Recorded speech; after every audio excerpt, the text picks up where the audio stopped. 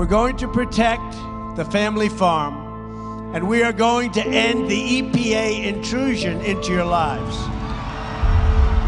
The biggest storm surge is being felt in places like Key Largo, north on the East Coast. But, you know, as far as the 2, 3, 4 feet that some of these folks... Emergency. The so-called Latuna Canyon fire scorching 7,000 acres, forcing 1,400 people to evacuate. Regulations, by the way, will be cut down to a fraction of what they are now.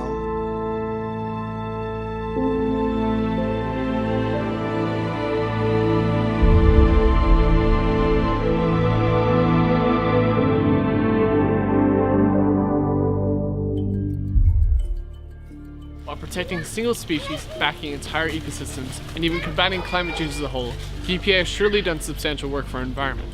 But what happens when this organization is largely defunded? As the Trump administration rose to power, improper political delegates were quickly elected and paid no attention to the well-being of Americans. Meet Scott Pruitt, a right-wing conservative and relentless disbeliever of climate change. While working as an Ohio Attorney General in 2011, he fired multiple lawsuits against the EPA for almost no reason at all, and even took the time to defend corporate industries who mixed into environmental affairs.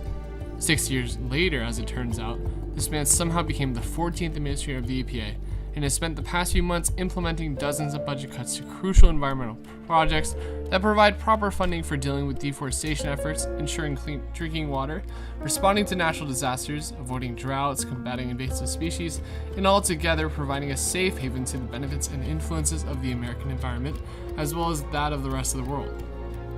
This, including thousands of jobs, prompts the EPA with a whopping $8.5 billion budget, which was soon to be well under $5 billion from the new budget cuts. More recently, Pruitt dismantled the Clean Air Act, a project that monitors greenhouse gas emissions from industrial sources, and has left the rest of the United States in deep, unrelenting concern. However, the question still stands. What happens when the environment, our actions, as well as the growing effects of climate change are all largely overlooked? It's very disturbing to me that after so many years of moving slowly forward at recognizing the value of the environment and how we can peacefully coexist with nature, restore nature, and benefit from it, to have an administration come in that just is ignoring every piece of science out there and clearly willing to make decisions that will cause long-term harm. I mean, looking at the coal industry back east, the idea that they should allow coal industries to dump their broken rock and rubble into canyons and valleys because it's cheaper, just destroying the entire watershed. Having Scott Pruitt as the administrator who he's completely admitted that he doesn't believe global warming, that they reject all of the science around global warming, and to have somebody in the government that says they don't believe the science to be in charge of the science is just ridiculous to me. At the start of the 19th century, the Industrial Revolution began, and with it came the start of massive carbon emissions. Most importantly, we soon began to prioritize petty wealth over the irreplaceable being what is called our environment. And although most individuals started to notice drastic changes to the environment, no one stepped out to make a difference. That's not all. The two world wars were nonetheless effective against the environment. Continual trench construction in World War I and those infamous weapons of mass destruction from World War II ravaged landscapes to irreplaceable conditions, and with the penniless economy during the post-war years, America never once attempted to improve their environment. The environmental agenda now before the Congress includes laws to deal with water pollution, pesticide hazards.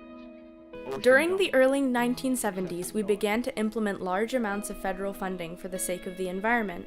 Following this was the founding of the EPA, at least a dozen projects, as well as the presidential election of Richard M. Nixon. In comparison to the Trump administration, as well as Pruitt, Nixon's right-wing idealism also advocated for industrial growth over the overall state of the environment. And although the EPA received a $1.3 billion budget in federal backings, the rest of our government began to focus on more pretentious causes such as war, healthcare, and even efforts in re-establishing connections with corrupt businesses. In an instant, we transitioned from being environmentally savvy to an immense, overproducing, and highly industrious nation. We can create an economy with good income, and it was pretty clear that under the Obama administration, all of his movements towards clean energy produced so many more jobs, produced so many more well-paying jobs, really led to an enthusiastic and literate and scientifically conscious community of workers. And so the movement away from coal towards the clean energy sector was incredible for the economy. So this idea that moving away from coal destroys the economy, it's just simply false. There's no evidence that supports that. So by defunding environmental projects at large, we are putting intricate ecosystems, endangered species, and several natural resources at risk almost every day.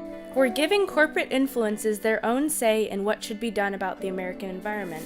And through this, we have made the way we deal with climate change unjust and commonly argued through quick succession.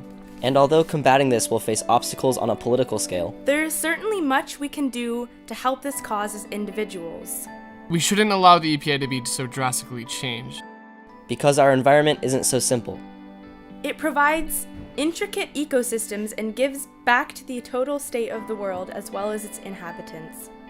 But the world has waited long enough. It's time to wake up.